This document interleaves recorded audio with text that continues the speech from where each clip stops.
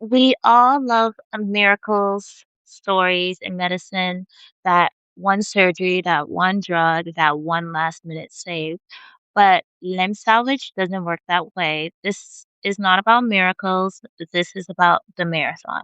And the truth is, we're trying to get out of the dark ages of amputation, of unnecessary amputations. So limbs being removed every single day that do not need to be removed.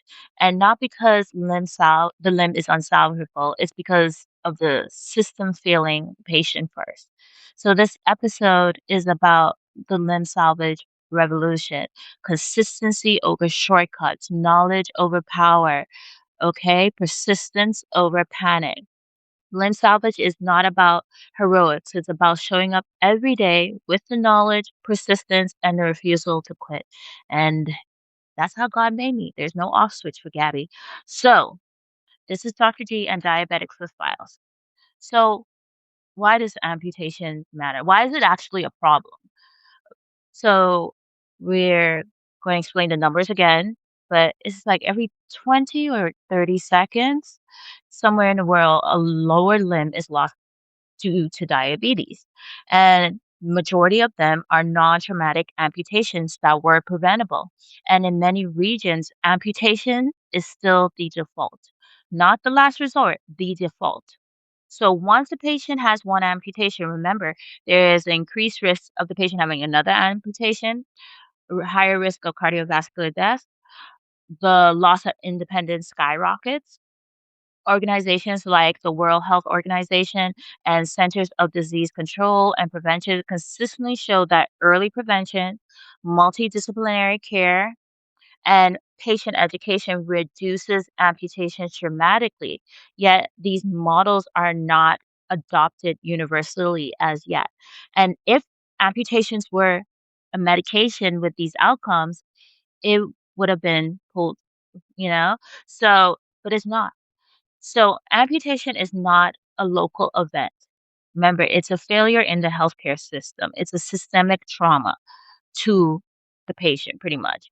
So, what does the amputation do to the body? It's not just that part is removed, it actually changes the body. So, neuroplastic wise, the brain actually rewires itself.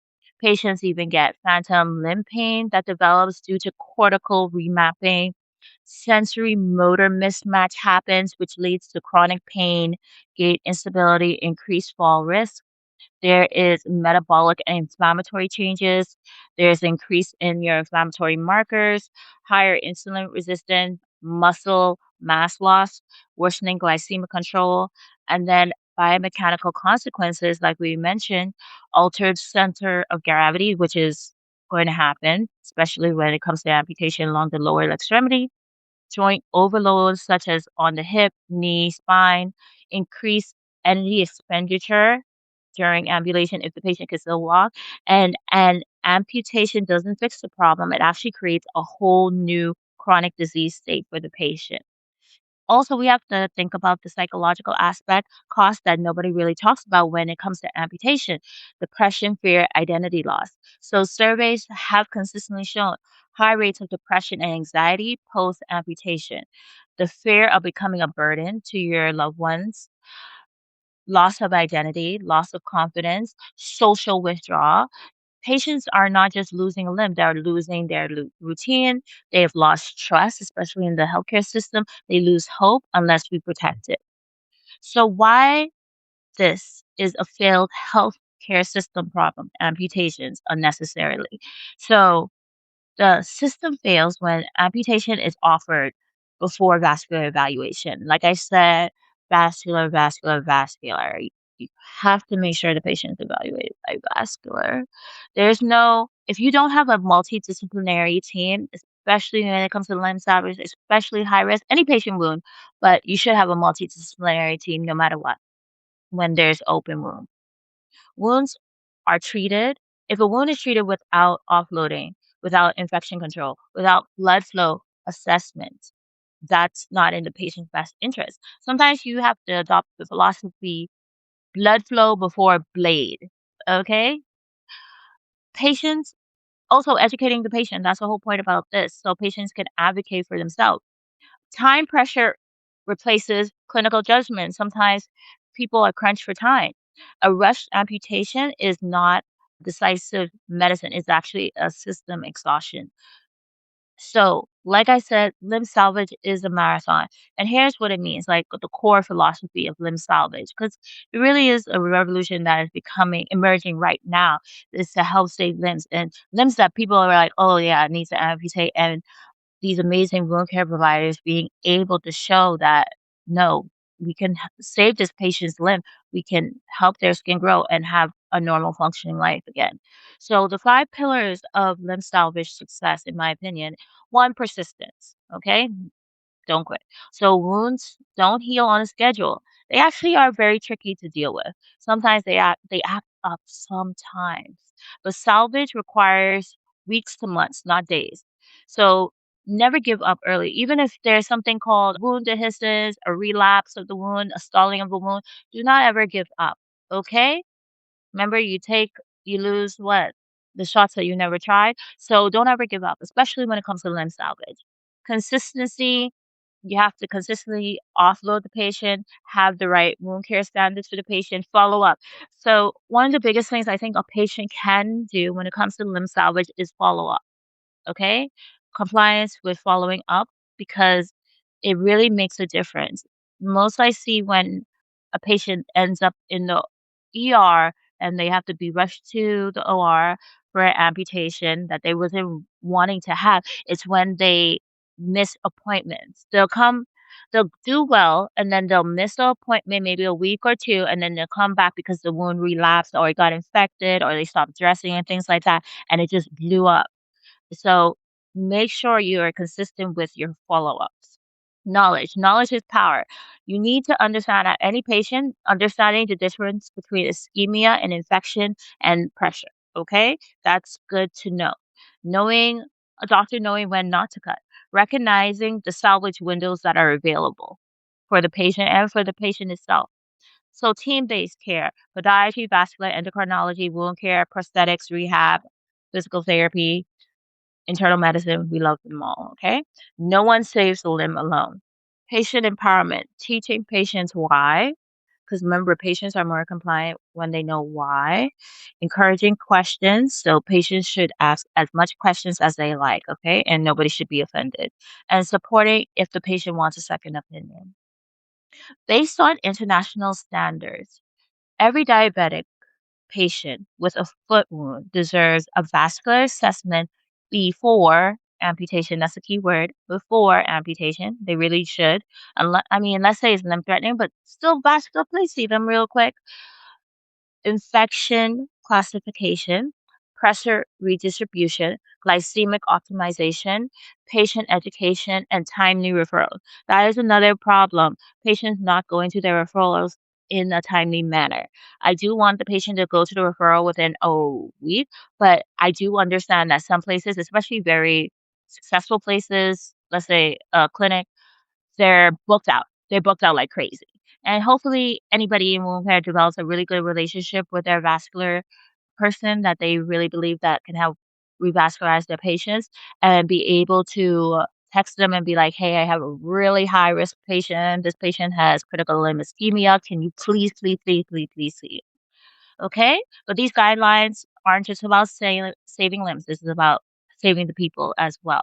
So, also, when it comes to wound care and limb salvage, modern wound salvage tools, there are so many new innovations making amputations less necessary. Advanced wound imaging, endovascular revascularization, biologics, cellular therapy, smart offloading, limb preservation centers of excellence. There actually are some, okay? These tools actually exist. The problem is access for the patient and also mindset, okay? Don't give up. There are options. So, why are patients afraid to go to the doctor? Because we do end up seeing patients when sometimes, a lot of times, when it's a little too late. So, patients fear, first of all, they fear being judged, of letting it get too far. They fear of being blamed, and no patient should feel judged or blamed. They fear that the doctor is immediately going to amputate it. They feel the fear of losing control. And I don't want any patient to feel that medicine feels like a punishment and people should avoid it. And no, medicine is not a punishment, okay? It's to help you and help you get better. And the whole point, we want to inform patients. We have to make clear explanations and share decision making with the patient, not just like, oh, you have to do this. So, when to get a second opinion? This is important for patients. So, I don't mind patients getting a second opinion. If amputation is suggested without a vascular workup, I mean, I do think possibly you should get second opinion. If no limb salvage options were ever discussed, think about it to yourself. Like, what did they discuss any limb salvage options to me? Did they give me say, oh, well, if we remove just this part, there's a possibility, but you're still at risk of the infection still spreading. Like, you need to know your options. If you feel like you're rushed into the decision, if you actually do not understand the plan, so getting a second opinion is not defiance, it's actually self-preservation. So what are some of the major keys when it comes to preventing an amputation? Early detection, proper offloading, blood flow first, infection control, glycemic management, education, team care, and persistence. So let's do a quick case comparison. Limb salvage versus amputation. Like same patient, two different paths and two different futures. So like I said, medicine isn't just about what we can do. It's about what we choose to do. So in both scenarios, the patient is a 58-year-old male with type 2 diabetes for 15 years, has neuropathy present, has a plantar forefoot ulcer, has a mild infection, has borderline vascular disease, still ambulatory, and that means he can still walk. He is employed and he wants to keep his foot if possible. So let's do path A, where they just amputation first approach, right? So what happens? The wo This is what those policies say. The wound looks bad, infection is noted, there was no former vascular consult, there was no offloading trial. Decision was made quickly that this won't heal. Partial foot amputation was performed. The short-term surgical outcome of this is the wound initially closes, the patient is scarred, like discharged quickly, and the chart reads like, patient discharged, follow up. But long-term reality, the patient biomechanics are altered. There are increased implantar pressures, especially if they didn't do the right biomechanical balancing procedures. Like I said, like if you get a TMA equal TAL, new ulcer formation, higher energy costs when it comes to walking, depression. Second amputation is highly likely when it comes to a patient that has already had a previous amputation, and mortality risk increases dramatically. The wound is closed, but the disease has progressed. Now, path B, the limb salvage approach, the marathon approach. So, what would you do to do the marathon approach, the limb salvage approach? First, full vascular assessment, infection classified and treated, aggressive offloading initiated, glycemic control addressed, multidisciplinary team involved, frequent reassessment, and adjustments made over time. The short reality is slower progress. I know patients get exhausted. They get exhausted through long term limb salvage, but keep up, keep up. Whenever it's a patient, for me, whenever it's a patient that they want to cut off their limb and they come to me or they end up with me, and I know that other doctors said they want to cut off their limb, they're just trying to see if there's a feasible possibility. I really do have a serious talk with them and I make it very realistic of what's happening. And I ask them, if you really, really want to save this limb, you have to do everything I say. You have to follow up. Are you willing to follow up? Are you willing not to give up? And I do make them aware of the ups and downs. But every patient that has kept with it, they have closed. And I'm very proud of them. I'm very proud of my patients. I'm very, very proud of them. I don't think unless you're a provider when it comes to wound care and then salvage and things like that, I don't think people realize how scared patients are when they are going to a doctor and they've already been told by other people that they want to remove a part of their body. Is it's extremely frightening for the patient. They've lost hope. But I have to give them credit for standing up for themselves and still betting on themselves and saying, I need to know if there's anything else that can be done. I've never had a patient be aggressive to me. They just want to know, can there? And I give them kudos because these patients have been in the hospital and they say, let's cut it off. And my patients be like, no. They said no. And then they get discharged and nobody wants to take them because they're like, oh, there's osteomyelitis. They have to cut it off, things like that. But they end up healing, which I'm very proud of them. But long story short, long term outcomes, ulcer heals, but architecture is preserved. The gait remains functional. The patient can remain employed. There's a lower risk mortality. Oh, that's another thing. So employment versus unemployment. I did have to take patients off of work. Okay. A lot of times when it comes to limb salvage, I do have to take the patient off of work. Like you have to not be on your feet working while we're doing limb salvage. Maybe close to the very, very end where you're almost about to heal, let's say point zero by point zero. But during that time of limb salvage, if it's a high, especially if it's high risk, you're gonna have to stop.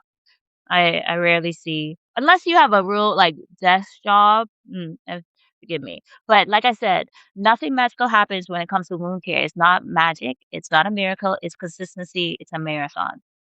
So, why is amputation not a treatment plan? Amputation treats the symptom, not the actual disease that caused you to get to that outcome of amputation. Amputation does not fix the diabetes. It does not restore the blood flow. It does not reverse the neuropathy. It does not improve the biomechanics. It does not address the infection going upstream, and it prevents does not prevent future wounds. It actually permanently alters the patient's biomechanics, increases your metabolic demand, triggers your neuroblastic changes. It does increase the risk of depression. It does increase your mortality risk. It does transfer stress to the remaining joints and tissue. So if you're removing tissue, it doesn't really fully solve the disease, you know? If it did, we will all be cured by now.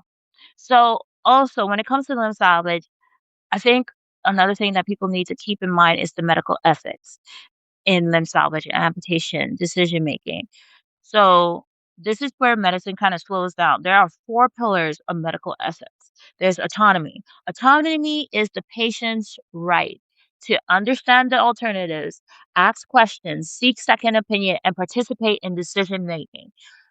If you fail the patient with their autonomy, that is rushing the patient, such as rushing the patient into an amputation without presenting the limb salvage options to the patient.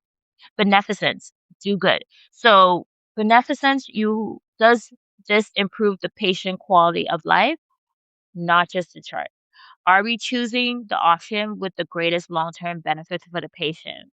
Fast is not always good. Non-maleficence, do no harm. Remember Hippocratic Oath? So amputation is irreversible. Okay.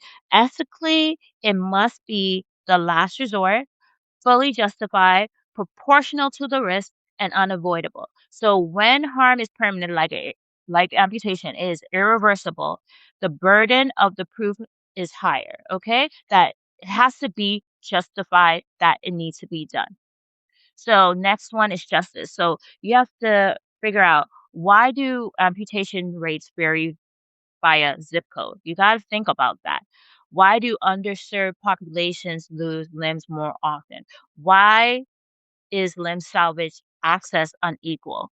So organizations like American Medical Association and the World Health Organization recognizes the systemic inequality directly influence amputation rates. So if the outcome depends on where you live, not what you need, justice has failed. So, what are some ethical red flags when it comes to amputation decision making? Patients and clinicians should pause when there is no vascular workup ever done, no limb salvage consult occurred, no offloading was attempted, no timeline was discussed, fear was used to rush the patient's consent, and if the patient feels pressured. Urgency is not the same as necessity. And informed consent must be informed. So, like I said, true informed consent includes the risk of the amputation, the impact of the mobility, the mental health consequences, the mortality statistics, the limb salvage alternatives, and the option of a second opinion. Consent without understanding is just compliance, not autonomy. And why do the dark ages of amputation still persist? Due to, I guess, the reimbursement structures, the fragmented care, there are physician burnouts, fear of compliance, and lack of education. So amputation has become common not because it was best, but because it is sometimes the easiest and the most cost effective. Because it does cost a lot to do limb salvage and wound care. But like I said, when it comes to limb salvage, healing can be slow, but that is normal. Sometimes you have setbacks in limb salvage. That's part of the process. Missing visits hurt the outcome. I hope patients understand that. Asking questions should always be encouraged. Second opinions are valid, and persistence saves limbs, okay? So limb salvage is not linear. So slow medicine can also be good medicine, and salvage requires humility, teamwork prevents burnout, and education actually beats fear. And I believe that everybody should advocate for themselves. All patients, even your clinician, should advocate for you. But what are the seven commandments of limb salvage, our limb salvage revolution? One, blood flow before blades. Two, offloading. Three, infection is a process, not just a moment. Four, healing does take time. Five, education is mandatory. You know what? I should have put it first. Yes, blood flow before blades, but 60-second rule. Check your feet every day. That could save so many people's limb. Check your feet every day and report it. Report if you notice anything different. Team save lives, a multidisciplinary approach, and amputation is the last chapter, not the first sentence in the book when it comes to wound care. So I want amputation not to be a treatment plan. I want amputation to be, if it's justified, it has to be justified. Like I said, limb salvage is not a miracle, it's a commitment. And the commitment is done consistently. If it's done consistently, it actually changes the outcome. And this is how we leave the dark ages of amputation behind. And this is how we protect limbs, protect the dignity of the patient and the lives. So this is Diabetic Foot Files, and welcome to the limb salvage revolution. Like I said, we do not need any more miracle stories. We need better systems. We do not need to move faster when it comes to amputations. We need to be slower and make smarter decisions. Limb salvage is not about being heroic, it's about being relentless. If you're a patient, do not give up. If you're a clinician, do not default to cutting. If you're a system, we got to do better, okay? Because this is not about miracles, this is about the marathon, and we're just getting started. So, this is Diabetic Foot Files with Dr. G. I hope everybody has a good day and don't ever give up hope. We're going to do it for you.